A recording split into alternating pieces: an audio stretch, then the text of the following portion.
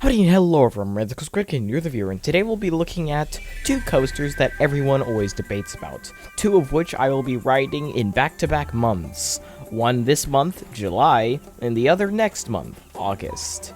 Today, I will be looking at Steel Vengeance versus Iron Gwazi, before I even ride the two. The reason why I'm doing this video is simply because I want to real quick form an opinion before I ride them, and then I'm going to make a follow-up video when I form an opinion afterwards, so I can tell you all which one I think will be better before and after.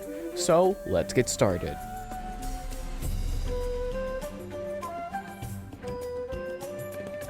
So I'm going to start off with a little brief history of these two coasters so you all can know what these kinds of coasters are coming from and what kind of backgrounds they're from. I'm going to start with the older one, Steel Vengeance. Steel Vengeance and Iron Gwazi are both RMCs, specifically RMC hybrids, and they were both converted from old roller coasters, with Steel Vengeance being Mean Streak and Iron Gwazi being, well, Gwazi.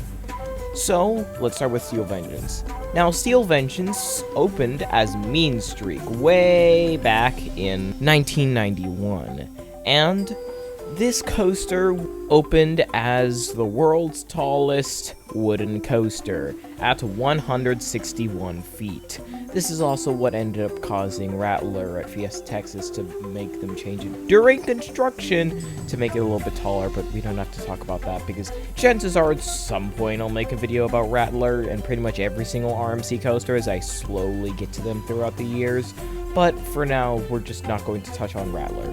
But yeah, Mean Streak basically was just made to get Cedar Point a record, which at the time, yeah, Cedar Point had records, but they weren't quite the record hoarder that they are now. So yeah, this was just yet another record coaster. And eventually, Mean Streak basically lost all its hype because, I mean, like, look at this POV. Does this look interesting in the slightest? And also the trim brakes are literally a meme now.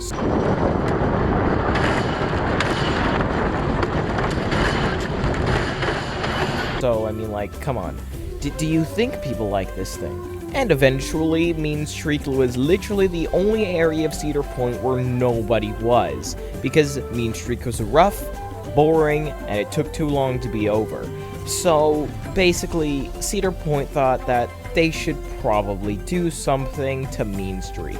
So, they called up the Lord himself, Alan Schilke, at RMC, and eventually, the layout for Steel Vengeance was made. It would be the tallest, longest, and fastest hybrid coaster, the iconic trio, and it would, of course, be yet another record breaker and break way too many records. The only one that coaster enthusiasts cared about would probably be just most airtime and most inversions on a hybrid coaster. Well, actually, most airtime on any coaster, and simply just most inversions on a hybrid coaster at 4 inversions. But yeah, so Steel Vengeance was looking up to be one of the best, if not the best, coaster in the world. And then Steel Vengeance opened, and then basically everyone just synonymously agreed, yeah, this is the best coaster in the world, no doubt about it. It had everything. It had the inversions, it had the airtime, it had the height, it had the speed, it had the Alan Schilke goodness. This thing was great. And then Busch Gardens Tampa came along and decided that they wanted to build an RMC hybrid themselves. So, they looked at Gwazi. Now, people have theorized that actually RMC Gwazi, or, well, that's what everyone called it at the time because Iron Gwazi wasn't decided to be the name yet, so I'll just call it that for the time.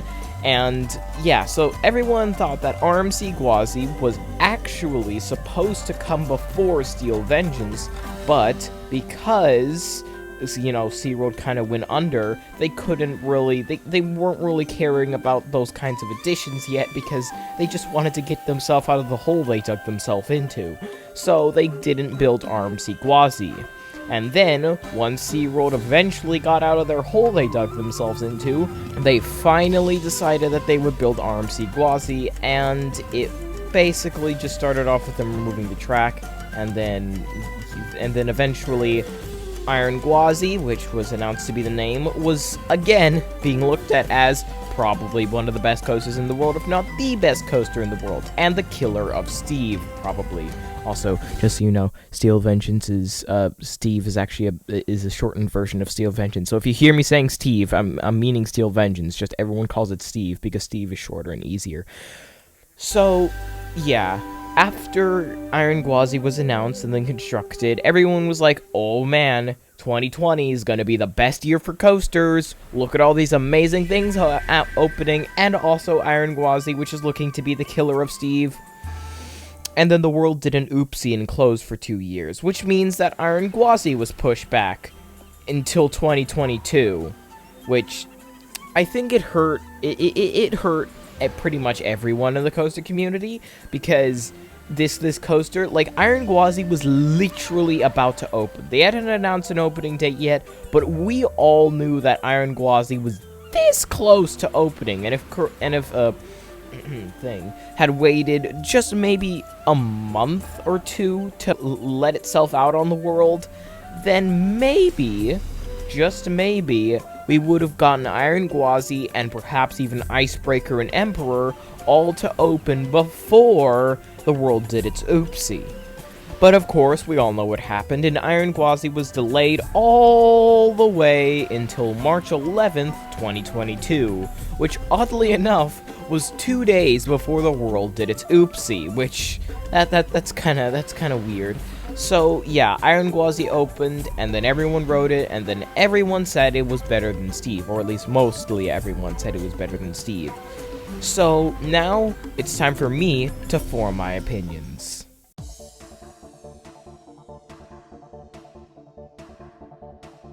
But now you're probably thinking, what does he think of these two coasters before he writes them? Because, you know, that's kind of what this entire video is about. Well, I'm going to just briefly look at what the rides do, so I can show you all, even though I literally already know the answer, but I'm just building this all up so I can get this to be a long enough video so I still don't have to update my intro to make it better for shorts, so that way I don't have to constantly update the intro for minis, because minis, I messed up the intro format, meaning I can no longer make it show that it's a mini episode, so it just... Basically, I'm just padding out the runtime here. So, yeah, let's look at the two layouts, starting with Iron Gwazi, because I'll be writing that one first in late July. So, let's just quickly go over this layout. Now, Iron Gwazi reminds me most of Railblazer at California's Great America. Now, you're probably wondering, what about this reminds you of Railblazer? It's nothing like Railblazer. I mean that by the transitions, and also by the fact that the only other one I've written is Twisted Colossus. And Twisted Colossus, while yes, it is a absolutely phenomenal ride, it's phenomenal for different reasons of Railblazer, and probably different reasons of Iron Gwazi. Again, I haven't written the two. Well, I've written Twisted Colossus, but I haven't written Iron Gwazi. So, you know, I'm gonna have to, that's up to future me's interpretation. So, I have this thing where with coasters, I, for some reason, mainly just like short rides that pack a punch. And if you know anything about Iron Gwazi, it's that it's the best short coaster that is new at this time. That is a bulky term, and it actually doesn't even make any sense, but you know what I mean. It's a really good short coaster, as obviously there's no mid-course, and obviously it does not use all of the track length of both of the old Gwazi tracks, because I just realized up until this point I did not mention that the original Gwazi was a dueling coaster, and RMC just combined parts of the two tracks to make an entirely new coaster, not even using most of the supports, as you can see in this POV, with how almost every single support looks new, except for certain parts where you can tell it's the old structure. But that's besides the point. Basically, Iron Gwazi is like Railblazer in that it's really short, high intensity, and very fast for its size. Well, for Railblazers, for its size, Iron Gwazi, it's understandable why it's fast. In general, they're just two very good short rides. And with how much I like Railblazer, with it only just now being dethroned by Twisted Colossus, because for some reason, my most recent rides on Twisted Colossus were just so good. Even though I never even got a proper dueling ride last time, but I think I've just grown up to Twisted Colossus not even dueling, because the ride ops just never duel, ever. And it's mainly because of the guests, because the ride ops try to make it duel. They try so hard, but nobody freaking understands that Twisted Colossus needs to freaking duel. So yeah, you can see there that, you know, Iron Gwazi, I'm probably going to like that over Steel Vengeance, but there's no reason in making conclusions now. I haven't even looked at Steel Vengeance, so why not we go over and look at good old Steve. Now, Steel Vengeance, I honestly think that it goes on for a tad bit too long. I feel like airtime on an RMC coaster, if there's too much, it's gonna get painful. Because again, I've been on Twisted Colossus, and I felt that airtime when the ride is running well, and ooh, if you have that more than 14 times like on Twisted Colossus, or like more than at least like 17 times on like a ride like Twisted Colossus, that is going to hurt. And Steel Vengeance has it above 25, so all I'm gonna say is that's gonna be a tad bit painful on my thighs. But other than that, I think that the ride will be a good second place for me. I genuinely don't think that I'll like Steel Vengeance more than Iron Gwazi. Yes, it will still be phenomenal, it will still be world class, but Steel Vengeance, it seems a little bit too repetitive. Now, what I mean by this is, yes, there is the giant, massive ejector hill to start the ride, and the giant outer bank, again, at the start of the ride. But after that, I honestly think that the ride kind of just blends together on a mix of a bunch of airtime moments and inversion, a bunch of airtime moments and inversion, a bunch of airtime moments and inversion. It just doesn't really feel like it was really... It seems like it was purely made just to break the inversion record for hybrid coasters and break the airtime record for all coasters, and then it just so happens that they managed to get longest, fastest, and tallest in there. So, yeah, I feel like they kind of tried too hard here and didn't really care about a variety of airtime, because Iron Gwazi seems a little bit more quality over quantity. Steel Vengeance seems quantity over quality, because it just so happens by the end of the ride to be the same small little pops of ejector airtime, and there's nothing wrong with that. I love the double up on Twisted Colossus, but the problem is, if that's repeated more than 4 times for me, it starts to get old and it starts to get painful. My legs, for some reason, are very sensitive on coasters. That's the reason why I have opinions on Riddler's Revenge, because if there's extreme leg pain on a coaster, I'm not going to like it. Now, will this thigh pain stop me from loving Steel Vengeance? Certainly not. Steel Vengeance, I feel like there's too much good going for it to not make it my top 2 coaster, but I don't feel like it'll be better than Iron Gwazi. I feel like Iron Gwazi just flows better and has a better variety of elements that aren't all just the same ejector pops of airtime.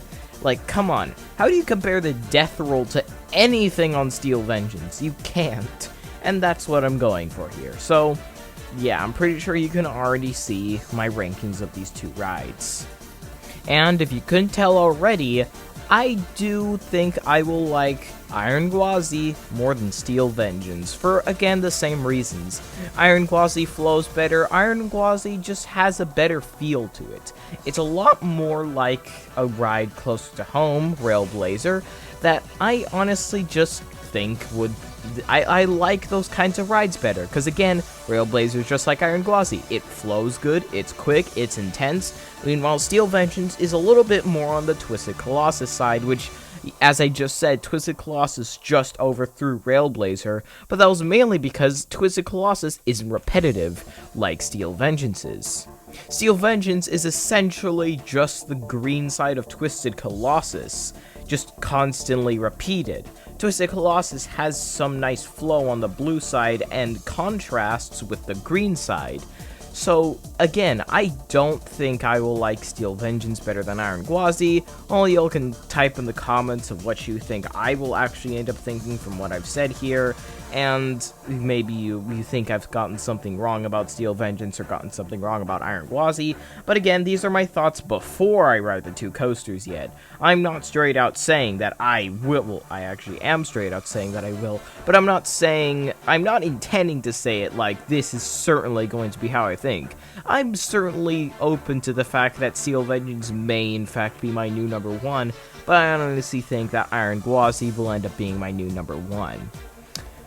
So, that will be the end of this video. As I said, comment in the comments if you think that I got something wrong about two of these coasters, or you think that from what I've described my liking of coasters like these, I may actually end up liking Steel Vengeance better, but I've given my thoughts, and this is what I think that I will end up thinking about these coasters, and who knows, maybe I'll end up liking freaking Velocicoaster better. That's actually a very high possibility. I never even considered that. Well, that's on the table now, and I'm not going to make another video for that because I'm tired and I want to eat dinner, so I'm going to end off this video now. So, hope you liked this video, subscribe if you haven't yet, if you like remember on subscribing, leave a like, and I was really Critic, you're the viewer, and I'll see you in the future. Goodbye.